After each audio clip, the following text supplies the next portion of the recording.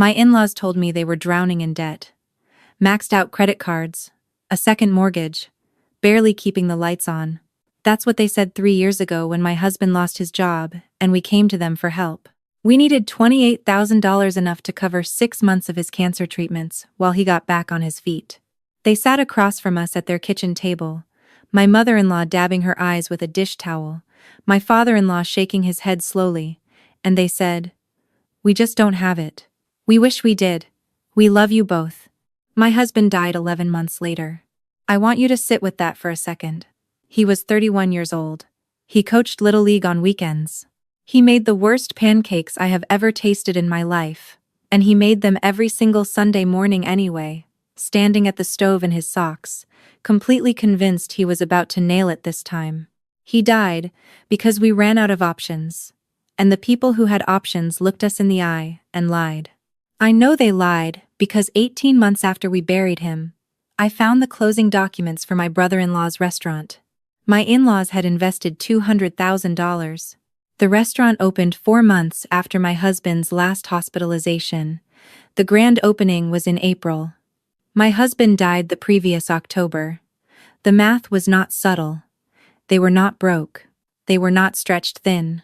They had $200,000 sitting somewhere, and they chose where it went, and it did not go to their son.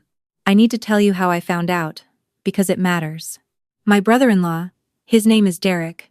Derek and I were never close. He was always the one my in-laws talked about at dinner.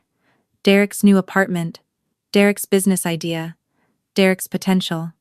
My husband used to joke about it. He'd say, "Don't take it personally. They just think I peaked in high school." He laughed when he said it. I don't think it was entirely a joke. After my husband passed, I kept a surface-level relationship with my in-laws, because that's what grief does sometimes. You hold on to the edges of the people connected to the person you lost. My mother-in-law called every Sunday. We talked about nothing important. I told myself it was enough. About 18 months in, Derek invited me to a soft launch event at the restaurant. I think he felt guilty, honestly. Or maybe he just wanted a warm body in the seats. Either way, I went.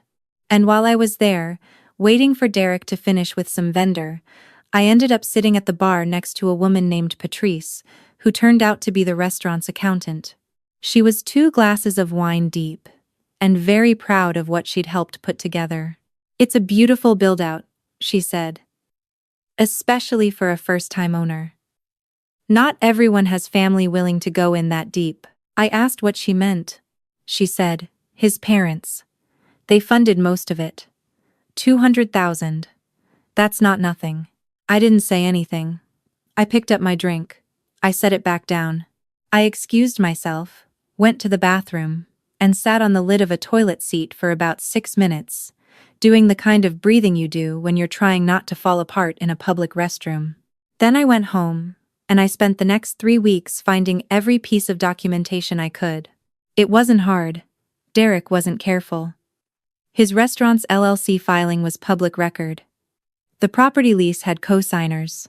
I found a congratulations card in a box of things my mother-in-law had given me after the funeral, a box of my husband's things, and tucked underneath his college graduation photo was a card in her handwriting that said, "Derek, watching you build something real is the proudest moment of our lives.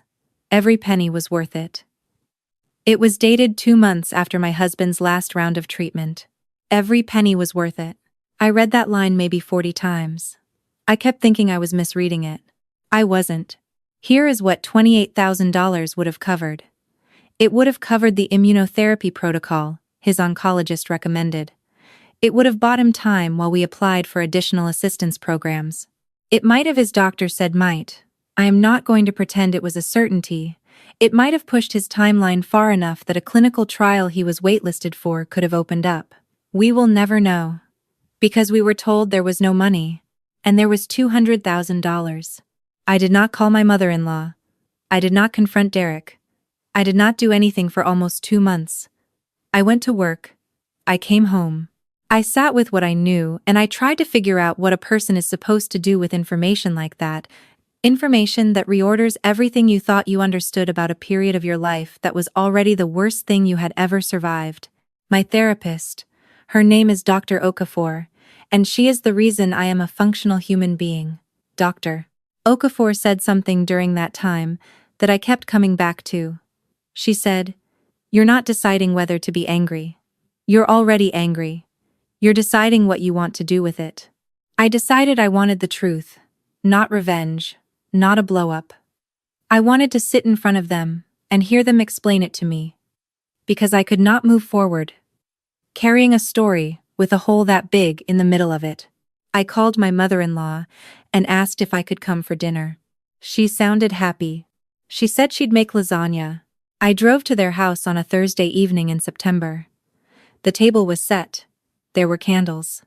My mother-in-law had put out the good napkins. My father-in-law poured wine and asked about my job.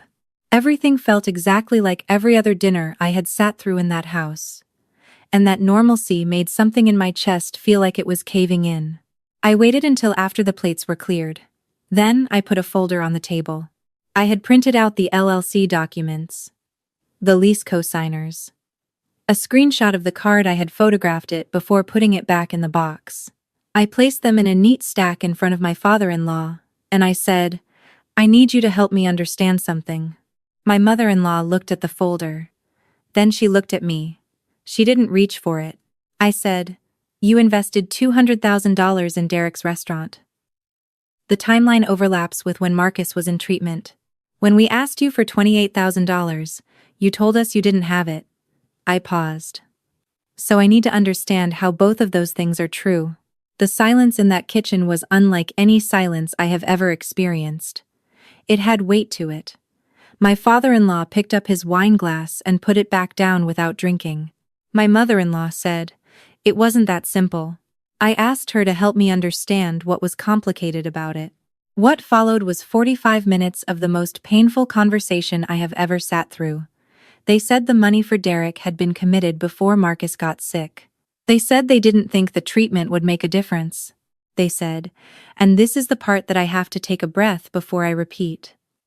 They said they thought Derek's restaurant was a real investment that would benefit the whole family long term. They said they had been trying to be practical. My mother-in-law cried. My father-in-law kept saying, "You have to understand the position we were in." I listened to all of it. I did not raise my voice. I did not throw anything.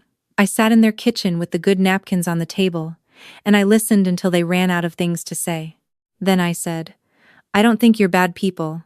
I think you made a choice, and I think you have been living with that choice, and I think some part of you already knows what I'm telling you tonight isn't new information. You just hoped you'd never have to say it out loud." My mother-in-law put her face in her hands. I picked up my folder. I thanked them for dinner, and I left. I sat in my car in their driveway for a long time. It was one of those fall nights where the air is cold but not bitter yet, and every house on their street had its porch lights on, and everything looked completely ordinary. I thought about Marcus. I thought about Sunday mornings and terrible pancakes. I thought about the way he used to laugh at himself genuinely, without performance, and how rare that quality is in a person, and how much I had taken for granted that I would have more time to appreciate it. I did not go back to their house for a long time after that. Here is where the story takes a turn that I did not see coming and that I want to be honest about, because my reaction to it was not simple. 7 months after that dinner, Derek had a stroke.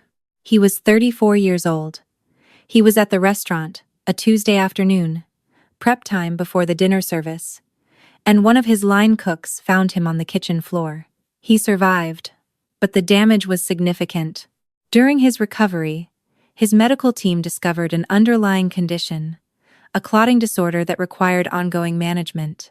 As part of his treatment plan, his doctors recommended a specific type of stem cell procedure. The best candidate for donation would be a close genetic match. Marcus had been an only child. His parents were too old to be ideal donors. The genetic counselor cast a wider net, and eventually the call came to me not because I was a blood relative, but because they were testing anyone in Derek's extended family network who was willing.